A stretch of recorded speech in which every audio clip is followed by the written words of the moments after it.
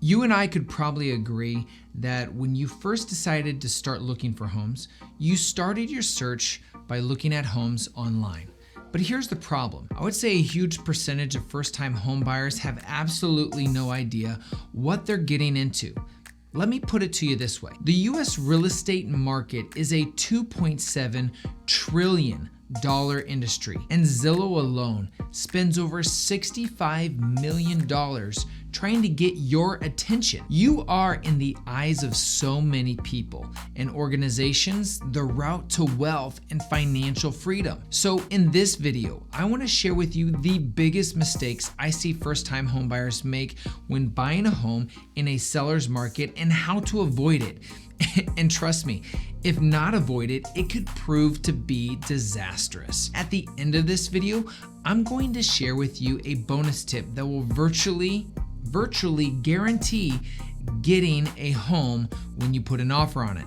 So if you're ready, I'm ready. Let's do this. What's up, guys? Tyler here, the real estate guy, helping you make better decisions in real estate. And I'd have to say, guys, I absolutely love making these videos, probably because I get to teach and there's somebody on the other end of this camera listening to this and is gonna make a better decision at the end of the day. So I wanna say thank you for watching these videos. I greatly appreciate it. The first mistake I see buyers make all the time with other realtors is they start looking at homes without a plan or without a strategy in place. Honestly, you'd be surprised that most realtors just follow buyers around.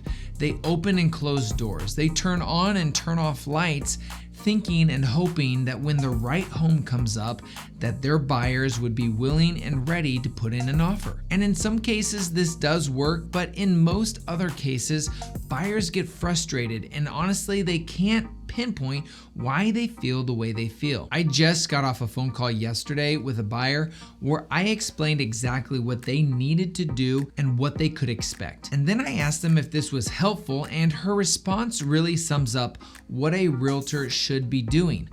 Her response was this: I feel so much better already. A realtor with a plan helps buyers digest this overwhelming process in a way that gets them excited about buying a home. So if you want to steer clear of that side of the road, be sure to ask the realtor that you're considering to work with if they have a process for working with buyers. And if you want to know what I do when I'm working with my buyers, check out this video right here where I go over all of that in detail. The second mistake I see buyers make all the time is not hitting that like button, guys. Seriously, by hitting that like button, it helps me get this message out to more buyers just like you.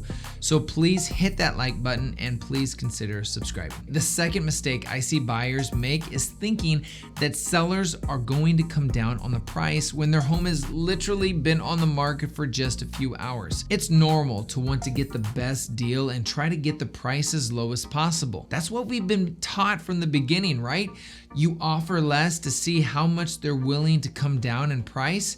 I mean, there's books devoted to this very fact of negotiating lower prices. Guys, I've read them all. Now, you may think I'm crazy for saying this, but you literally have to retrain your brain on what a good deal is in a seller's market. In a seller's market, your goal is to keep the price from being bid up and up and up in multiple offer situations. With one client, we offered $5,000 more than the asking price without even looking at it before the seller was even allowing showings. It sounds crazy to do this until I tell you that there was 15 scheduled showings on it that morning.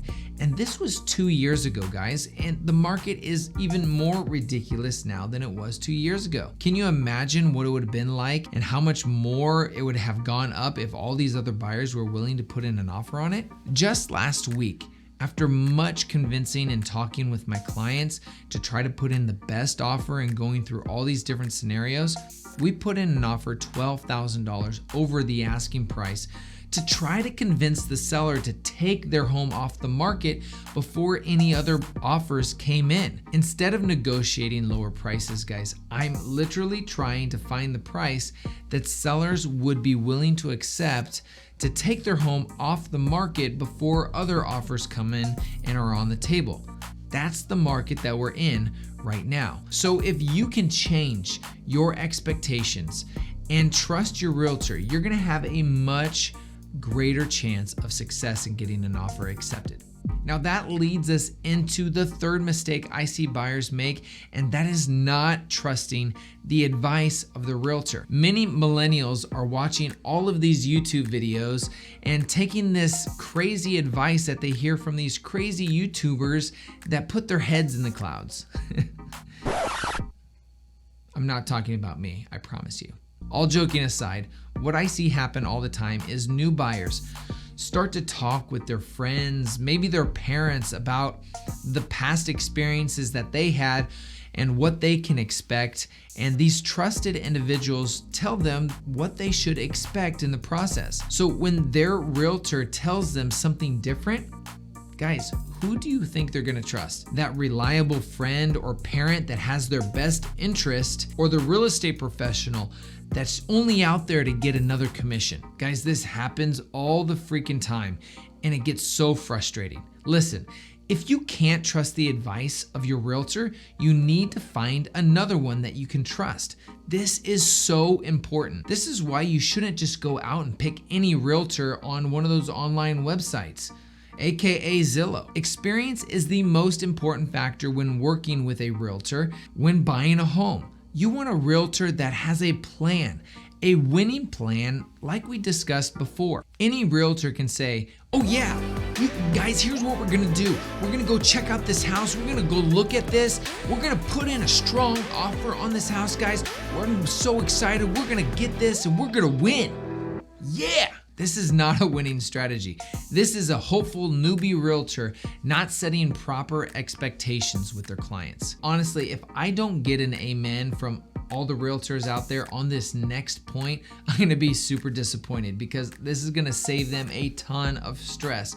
So listen closely. When buyers go and talk with banks, they go to the bank to start asking them about how much they need for a down payment, how much their closing costs are gonna be.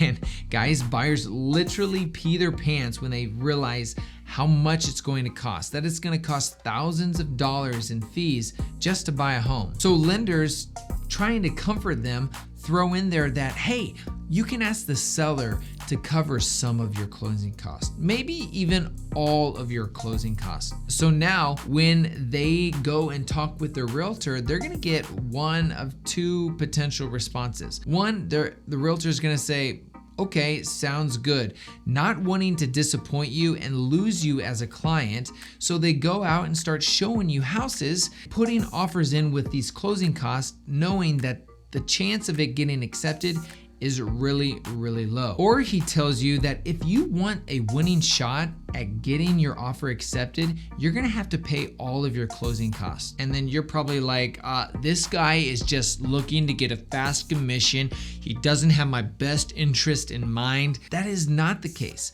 I mean, really, at the end of the day, what do you want? You want a house, and they're here to advise you on what you need to do to get the house that you want. And rarely in this market are you gonna be able to get your closing costs paid for by a seller. So to make it easier on yourself and the realtor, can I get an amen? Take the extra time to save up more of your money to put yourself in a better position, a more marketable position in the eyes of the seller by having more money in your pocket. Guys, if you don't have a realtor that you can trust and you would like somebody that I personally would feel comfortable working with, please reach out. You can find our contact information in the description below, and I would be happy to connect you with somebody in your local market that you can trust. So now that I've set the right expectation, it's time for that bonus tip that I promised you at the beginning of this video. I made this video right here that will virtually guarantee you winning the offer when you're competing in a multiple offer situation. In this video, I share 6 ways that will make your offer stand out among the competition. And honestly, this is the next step, the next level that you need to go on in your home search in your home search journey. So enjoy this one. It's a good one. Also, in the description below, you will find our buyers and sellers guide that help you get ready for this crazy market that you're going to be getting into. And you can find that, and I'll put a link in the description below for that one, guys. Thank you so much for watching. I love you. I appreciate you. Thank you for watching, and I look forward to seeing you in the next video.